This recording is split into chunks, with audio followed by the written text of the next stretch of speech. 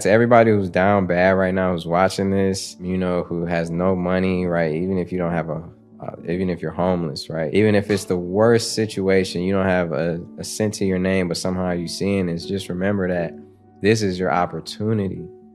Every situation is an opportunity, and you don't got to do more work than the next man. You get to do more work than the next man. You get to take advantage of your opportunity and see a spectrum that people don't get to see. You get to live out the levels of life. People don't get to see the bottom sometimes. Some people are born into wealth and happiness, and they don't have to, you get to struggle. You get to be stronger. Yeah. You get to lift that weight. You'll have strong enough muscles to climb the mountain and be the master of your life. So I'm letting you know, like, you got what it takes. You got it. Everything is hard before it's easy. And everything at the beginning is difficult, but later it becomes easy and automatic. You have to force yourself to discipline yourself at the beginning, but after that, it becomes easier, and you actually feel happy. What advice do you have for a young man in his 20s? Make a plan. Look at what you're interested in. Get disciplined about something. Allow for the possibility that you have something important to contribute to the world, and that the world would be a lesser place without that contribution. Don't be afraid of taking on responsibility. It's where you find what sustains you in your life. You can take on too much responsibility. You have to be cautious in that regard, but that's a less common problem than not taking on enough. A lot of the things that people regard as traps are actually the means to their life. Often young people are afraid of commitment, for example, in the context of a romantic relationship, and because they feel that that's going to interfere with their pursuit of something more valuable. But that's just not the case. You're not going to find something more valuable in your life than a committed relationship with someone that you love, that sustains itself across time, and that in all likelihood produces children. That's life. And there may be people for whom avoiding that is the better route, but those people are very rare, and you need a real reason to assume that you're one of those people. And hopefully for you, you're not. I've had a very good career, a very meaningful career in multiple dimensions, and it's still been the case for me that the most important part of my life has been my intimate relationship with my wife and my family. So don't be afraid of that, or be afraid of it, but don't let that stop you from pursuing it. So in the marketplace today, if you want to be somebody that's seen as a leader, you kind of got to go earn your stripes in the market today. Go earn them. Easiest time ever to become rich. Ever. What do you mean by that? Why do you say the easiest time ever to become rich? This is a joke right now to become wealthy. You give me somebody that's willing to read and willing to work hard, they're going to get the strategies and the stamina. If you show me somebody that's willing to work hard and improve, it's the easiest time ever to become wealthy. There's so many ways to do it. Why do you think that is right now, you're saying? Money's everywhere today. I've looked at a house, okay? Okay, one house I look at, $25 million. What does the owner do? Oh, the owner is the founder of the lights on the bottom of the shoes that when you kids would run, the lights would come up. He's a billionaire. Get out of here. So I've looked at 20 homes in the last however long that are all 25 million plus, right? 20 million plus, right? Wow. What does he do? AC company. What does he do? This one, everyone knows who this is. He has a drink company. Okay, like what? Famous Tequila. Okay, what does he do? What does he do? Okay, he was one of the shareholders of Berkshire Hathaway. What does he do? He was an executive of IBM in the 80s. What does he do? He was this. What does he do? There's so many ways to make money right now. Go find a guy like him, work as his right-hand guy, earn the respect of his shadow, everything he does. And then 5-10 years later, it's happening to you. The hardest part is finding the right people to shadow. Mm-hmm. It is by far the biggest challenge today. If a young guy, forget industry. If I have to choose between industry and individual to shadow, I'm shadowing the individual, not the industry. Go shadow the right individual. Forget about the industry. People are too much about find your passion, find your this. No, find your team. Find your running mates. Forget about that. Find your running mates. Finance your passion. This whole thing about go find your passion. No, I finance my passion. I don't find my passion. My passion is baseball cards. Yes.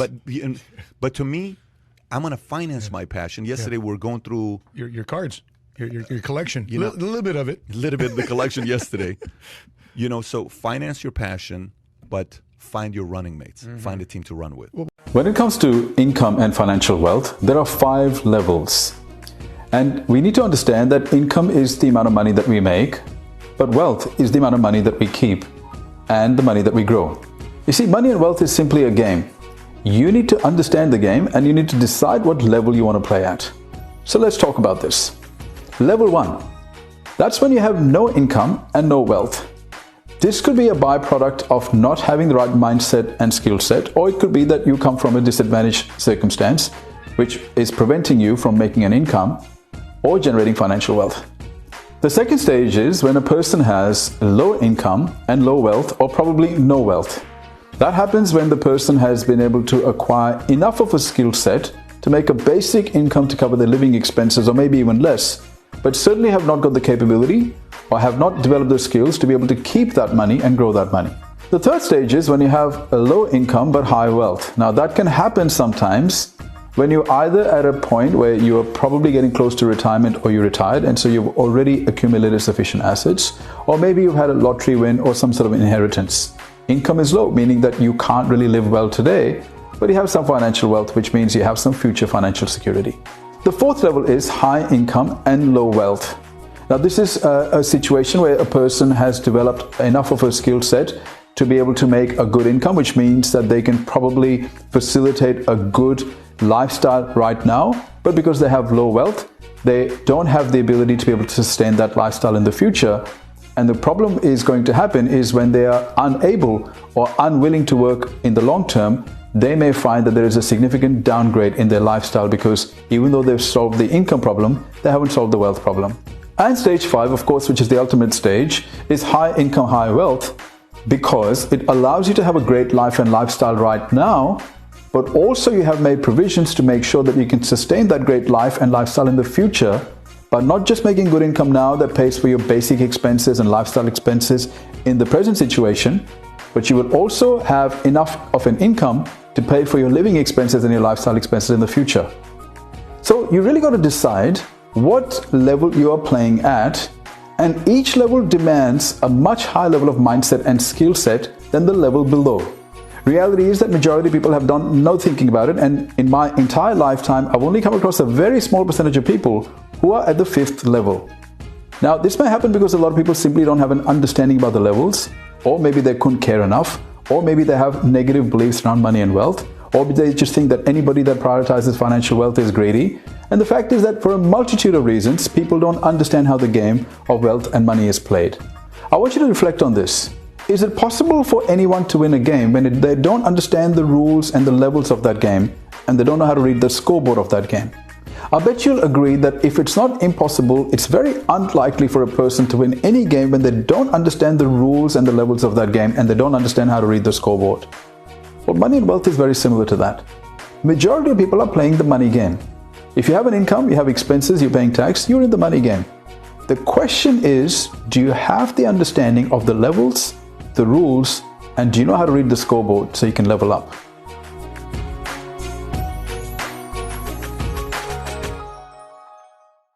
There are a lot of things that are a waste of time. When you think about your life, I often tell people that I work with, people have very high standards for how they want their work life to be.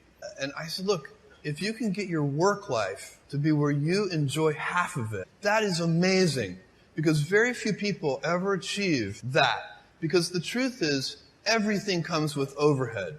That's reality. Everything comes with pieces that you don't like. You could be a Supreme Court justice, and there's still going to be pieces of your job you don't like. Every job comes with pieces you don't like. And we need to say, that's part of it. And not resent those pieces, or try not to, but also try to minimize them. I tell senior executives, you should have the least stress. I'm a CEO. There's this false idea that CEOs are under the most stress. Why? You're in charge. Why don't you delegate the stress? It's your choice. You have to figure out how to set up your life in such a way that you can minimize the things. And I find people don't dislike hard work. what people dislike being out of control. Like they can't control their life. They can't control their environment. This happens to me when I get overscheduled. I hate being overscheduled. I want some time to be able to think and free myself. We all have the same amount of time in the world. Nobody has more time than anybody else. And when you become a very successful person, one of the things, you start to get overscheduled. You have this event. You had to agree to do this. And maybe last night you were like, why did I agree to do this? I have to go on stage tomorrow. I wish I were really with my family. Or I hope maybe not this case. Let's say that you like this one. But in general, that kind of thing happens. And so you have to guard your time and try to stay a little bit flexible to have some freedom of movement rather than having every minute of every day scheduled.